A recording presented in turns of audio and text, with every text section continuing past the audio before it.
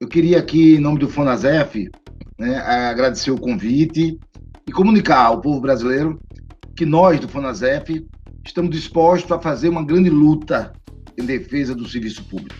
Que, como aqui foi revelado, nós estamos diante de um ataque brutal ao serviço público e aos servidores públicos. E nós vamos resistir. Eu vou aqui apresentar o calendário de resistência que o Fonasef tem discutido com as suas bases, com todos os servidores públicos das três esferas, para a construção de uma unidade importante que temos que fazer. Só para título de curiosidade, eu acho que é importante, não vou acrescentar muito o que os companheiros falaram, mas quando diz assim, a PEC, né, federativa 186, 188, ela destrói o Fundep, ela destrói também o SUS, né, que é a desvinculação do orçamento da Constituição da Saúde e da Educação, sem dúvida nenhuma, vai levar o fim do Fundep, o fim da educação pública e o fim do SUS. O que seria da gente sem um SUS hoje no Brasil? O que seria da gente sem os servidores públicos, sem as autarquias? Vou dar um exemplo muito concreto. Se não fosse a Butantan, Instituto Estadual, se não fosse a Fiocruz, a autarquia federal, nós estaríamos hoje com 0% da população vacinada. Porque a única vacina aprovada nesse país pela Anvisa não conseguiu vender vacina aqui no Brasil, porque o governo brasileiro se recusou a comprar, alegando problema no seu contrato. E é bom que se diga, essa vacina, que a Pfizer, está sendo vendida e aplicada em mais de 60 países do Brasil, no mundo afora. Então, se não fossem os servidores públicos, a iniciativa do Instituto Butantan, a iniciativa da Fundação Oswaldo Cruz, a Fiocruz, nós teríamos hoje 0% da população vacinada. O governo federal privilegiou atitudes para defender os banqueiros, para defender o mercado e esqueceu de defender o povo. Recentemente, o governador do Rio Grande do Sul soltou uma pérola de que para salvar a economia nós devíamos dar nossas vidas. É esse o lema desses homens que hoje estão governando o Brasil. Não é defender a vida, é defender o mercado, é defender a economia. E para isso, nós chegamos a 250 mil mortes e estamos vivendo hoje o maior número de mortes em um só dia, 1.582. Então, partindo disso, eu queria dizer ao povo brasileiro, aos servidores públicos, que nós vamos fazer no mês de março grandes mobilizações, que não podemos ainda fazer presencial, faremos de forma online. Vamos fazer sim. E vamos começar no dia 3 de março, convocados pelas centrais sindicais, pela Frente Povo Sem Medo, pela Frente Brasil Popular, com muita unidade. Estaremos no dia 3 de março, na quarta-feira, realizando a plenária nacional dos movimentos sociais, dos lutadores, daqueles que acreditam, né, que podemos ter um país muito melhor do que nós temos. Então vamos fazer essa plenária para discutir como fazer o calendário. Um calendário que está muito bem ajustado e tem 3 momentos decisivos no mês de março. Primeiro, no começo de março, tem uma referência do Dia Internacional da Mulher, o 8 de março.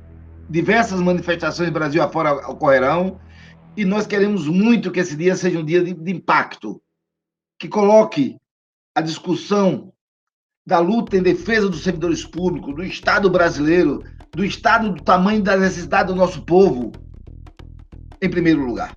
E isso as mulheres estão fazendo de forma bastante aguda. E já deram prova da sua capacidade, do seu protagonismo. Nos compete estar ao lado, ombro a ombro com nossos companheiros, somando nesta luta. E é o que nós vamos fazer. Então, a primeira jornada de luta de respeito ao movimento de mulheres, com toda a autonomia que eles têm, discutindo as melhores formas de levar as suas bandeiras, as suas reivindicações para as ruas. O segundo momento acontece no meio do mês de março. Entre 15 a 19 de março, nós teremos uma jornada de luta dos servidores públicos. E aí nós queremos fazer com as 3 esferas dos servidores públicos. No dia 15 e 16, nós vamos ter um seminário onde a gente vai aprofundar o debate político, jurídico, formal, educativo do que significa esse ataque ao Estado brasileiro, essa destruição do Estado brasileiro, culminando no dia 16, com o referendo de uma consulta que nós estamos fazendo em todo o Brasil. Hoje, os servidores públicos do Brasil todos estão se movimentando para discutir o nosso Dia Nacional de Luta, de Alerta, que é o dia 24 de março. E no dia 16, nós vamos decidir se mantemos o dia de alerta como apenas um alerta ou se faremos uma greve nacional dos servidores públicos das 3 esferas. Estamos consultando e é importante que na sua base você faça com que o seu sindicato faça uma assembleia, dê a sua opinião, discuta na assembleia, vote se você está disposto e transformar o dia de alerta em Dia Nacional de Greve dos Servidores Públicos. Esse é o indicativo do FONASEF. Mas o dia 24 vai acontecer de todo jeito. No dia 16, nós já vamos aprovar essa questão. No dia 17, nós vamos fazer uma pressão ao Poder Executivo. É o dia do bandeiraço. Nós estamos pedindo a todos os sindicatos do Brasil, dos servidores públicos, municipais, estaduais, federais, que façam bandeiras. Bandeira do sindicato, bandeira com as suas reivindicações, bandeiras com a defesa dos seus direitos. E vamos escolher um local em cada cidade do país para colocar essas bandeiras. Vamos amanhecer o dia cheio de bandeiras. Já que a gente não pode ir para a rua, vamos levar as bandeiras para as ruas. Vamos fazer com que o Brasil todo amanheça o dia com muitas bandeiras. Nós estamos orientando a colocar essas bandeiras perto das prefeituras, perto do governo do estado, e em Brasília vamos colocar perto do Ministério da Economia. Porque nós vamos pedir uma audiência para esse dia, agora no começo do mês, vamos pedir para o dia 17, uma audiência com o Poder Executivo. E nós queremos que esse pedido seja feito nas prefeituras, nos estados, para ser um dia nacional em que nós queremos conversar com o Poder Executivo desse país. No dia 18, é um dia de mobilização nas Assembleias Legislativas. Podemos pegar nossas bandeiras agora, levar para as Assembleias Legislativas, para as câmaras de vereadores, para o Poder Legislativo Federal, câmaras e Senado, que nós queremos conversar com o presidente da Câmara, com o presidente do Senado, com os líderes de partidos, não só de Brasília, mas dos estados e municípios. Por isso, nós queremos o engajamento de todos os servidores públicos, para fazer uma grande mobilização nacional. Nós precisamos dizer que não queremos a destruição do Estado, a destruição do nosso emprego, a destruição do nosso local de trabalho. Porque a PEC 32 e essas PECs que por aí estão, nos leva à destruição desse Estado. E eu queria concluir esse chamamento para a luta de todos os servidores públicos desse país, da sociedade brasileira, para abraçar esse calendário, sim, dizendo que no final de março nós temos a terceira jornada. Dia 30, uma plenária nacional dos trabalhadores em educação. Nós queremos reunir a educação de todos os níveis em uma só plenária, fazer uma plenária com mais de 1.000 trabalhadores, presidir de assembleia no seu local de trabalho, na sua cidade, no seu município, então, mexer com todos os trabalhadores brasileiros. Eu estou falando de mexer com milhões, porque a educação é a maior categoria de trabalhadores do Brasil. E no dia 31, fazer uma grande manifestação acordada aí no dia 3 contra a ditadura militar, que é o aniversário de um momento muito negro da história desse país. Muito triste da história do país. Muito negro, não, muito triste da história. Me desculpa aí o meu escorrego. Muito triste da história do país. Então, nós queremos mobilizar a população para isso.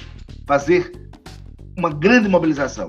E, neste momento, nós estamos chamando a nossa categoria para pressionar os senadores para que não votem nessa chantagem, que é a vinculação desses dois decretos, dessas duas PECs, em que destrói a educação pública e destrói a saúde pública. Então, calendário existe, precisamos nos mover, precisamos nos mobilizar. Servidores públicos, trabalhadores de educação, sociedade brasileira, defenda o Estado do tamanho da sua necessidade.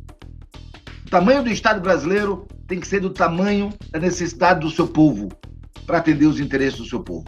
Então, a luta está posta e nós vamos, sim, correr esse Brasil de forma online, pela internet, mobilizando, organizando e fazendo com que as nossas bandeiras apareçam em todas as praças, em todas as cidades desse país. Vamos junto construir esse calendário que é de muita luta e de muita disposição de que a gente pode transformar essa realidade. Cléia, eu vou centrar a minha fala em cima das questões que diz respeito aos movimentos sociais. né? Por que é que os parlamentares não votam com a gente? O que fazer? Essas preocupações todas foram colocadas. Há uma coisa que a gente pensa que é fora do caminho, fora da curva, que é o seguinte: poxa, nós já fizemos greve por muito menos do que os ataques que nós estamos sofrendo. E por que agora nós não estamos lutando? Nós estamos sendo derrotados muito fortemente desde o golpe. E cadê a classe trabalhadora? Isso parece ser contraditório. Não é, pessoal. Se a classe trabalhadora se move, se movimenta, se organiza e luta, ganha. Porque nós somos a maioria do povo brasileiro. A maioria da humanidade. Então, nós não vamos fazer grandes mobilizações e vamos ser derrotados. Não existe essa possibilidade. Então, existe uma disputa de ideologia na sociedade e que, para que eles ganhem, eles têm que deixar a gente acomodados. Essa é uma disputa ideológica com a classe dominante. Então, respondendo algumas perguntas. Não é falta de conhecimento de propostas. Vamos fazer um projeto para o próximo presidente. Não é isso, eles conhecem as propostas. É compromisso de classe. É compromisso com a classe trabalhadora, com o povo pobre e compromisso com o mercado, com o capital financeiro. Então, nós precisamos conquistar corações e mentes para nos mover. Na década de 70, final da década de 70, na década de 80, eu vivi esse momento como estudante e como iniciando a minha carreira de trabalhador. Era um momento de grandes vitórias. Nós tínhamos uma vitória atrás da outra da classe trabalhadora. Eu chego a dizer que depois de 88, quem faz política de 88 para cá, não viveu momentos de vitórias. Fomos derrotas uma atrás da outra. E nesse momento é um momento de maior ascensão da luta, de maior movimento, de maior assembleias, greve, manifestações. Então, as nossas vitórias estão ligadas às nossas mobilizações. O que compete a gente é construir mecanismo de atração para as pessoas se moverem. De buscar, efetivamente, que as pessoas acreditem em si e no seu colega. Pode olhar que sucessivas derrotas acontecem paralelamente à desmotivação, à filiação ao sindicato, afastamento das assembleias, afastamento das reuniões. Você vai sentir isso fortemente. Mas nesse momento que o cara está sofrendo tanto, no lugar dele vir, ele não veio, mas ele está sofrendo tanto porque ele não veio. Então, é comum isso. A nossa tarefa, conquistar. Discutir. Fazer com que a categoria se convença. Primeiro nele, na força que ele pode desenvolver. E segundo, apresentar para ele calendários de lutas possíveis, que ele acredite que ele pode ir e vencer. As pessoas não se movem por desejo, se movem por vontade própria de que quer conquistar aquilo, de que acredita naquela conquista. Então nós temos que fazer isso. Acho que nós temos um calendário intenso em março. Março, a dificuldade da pandemia para nos mover é muito forte. O governo que está aí é um governo genocida, de tamanha maldade contra tudo aquilo que diz respeito a direitos. Olha, reforma administrativa vem depois de várias reformas que eram para melhorar a vida. Reforma trabalhista, reforma da Previdência, e todas elas foram para prejudicar. Então nós temos que conquistar as pessoas. Eu quero terminar minha fala fazendo uma denúncia. Primeiro dizer que vou me esforçar bastante para conquistar a minha base, para convencer meus colegas, para convencer a sociedade. Essa é a nossa tarefa. Tarefa de conquistar corações e mentes, como o companheiro Zagallo disse aí. Mas eu queria, Maria Lúcia Vatorelli, fazer um comentário aqui que eu acho muito interessante. Olhe bem, o Brasil não comprou a vacina da Pfizer, que foi oferecida em agosto do ano passado. Não comprou. Essa é a vacina que está sendo aplicada talvez em maior número de países e que tem o maior índice de eficácia. Chega a 94%. A Anvisa aprovou, liberou ela. Ela é a única liberada, não emergencialmente. Liberou de vez. Ela está aprovada pela Anvisa. O que é que vai acontecer? O Brasil agora está discutindo para aprovar o quê? A compra pelos laboratórios privados. O Brasil tem 3% de pessoas vacinadas. Vai chegar lotes e mais lotes. da vacina Pfizer dos laboratórios privados. E o povo brasileiro vai ter que comprar a vacina. Então, eu não duvido de todo esse processo de não vou comprar vacina porque o contrato é espúrio. Ora, é o contrato feito por todos os países, os outros países compraram.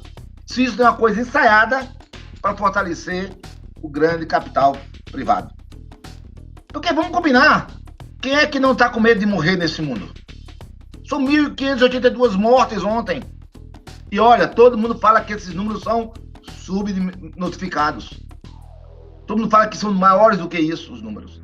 Então, diante dessa realidade, nós estamos diante de um governo genocida, calculista. Um governo do mal.